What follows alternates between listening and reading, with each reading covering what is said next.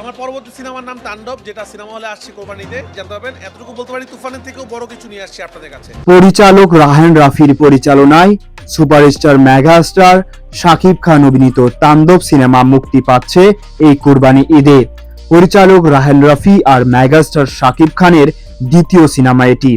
এর আগে এই দুই মাস্টার মাইন্ডকে দেখা গিয়েছিল তুফান সিনেমায় এবং সেই তুফান সিনেমা হয়েছিল ইন্ডাস্ট্রি হিট। সেই জুটি আবার জুটি বেঁধে আসছে তাণ্ডব নিয়ে সবকিছু তছনছ করে দিতে।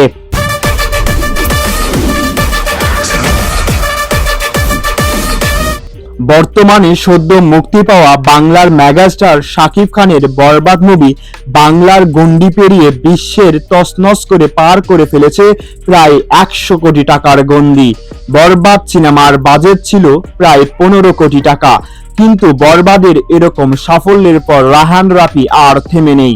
জানা গেছে এই তাণ্ডব সিনেমার অ্যাকশন ভিডিওর জন্য তামিল ডিরেক্টর সহ বিগ কাস্টিং এ তাণ্ডবের বাজেট প্রায় 35 কোটি টাকা, যেটা বাংলার এক অনন্য ইতিহাস।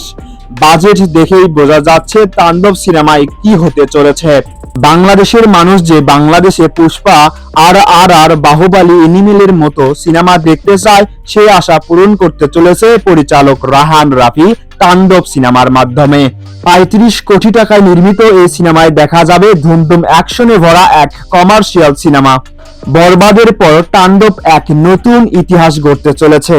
এই তাণ্ডব সিনেমায় সুপারস্টার শাকিব খান ছাড়াও আছেন মিশা সওদাগর, জয়া আহসান, আফরান নিশো, আরো অনেক গুণীমান অভিনেতারা। এছাড়াও আরো বিগ কিছু নাম শোনা যাচ্ছে যারা বরবাদ সিনেমায় থাকতে পারে। তাদের মধ্যে উল্লেখযোগ্য কোয়েল মল্লিক, শরীফুল রাজ ও আরিফিন শুভর মতো বাংলার সুপারস্টাররা। আজকের এই ভিডিও এই পর্যন্তই। আপনারা আমাদের চ্যানেলটি সাবস্ক্রাইব করে আমাদের পাশে থাকবেন। সত্য জানুন, সত্য শিখুন, সত্য বুঝুন, সত্যের সাথে থাকুন।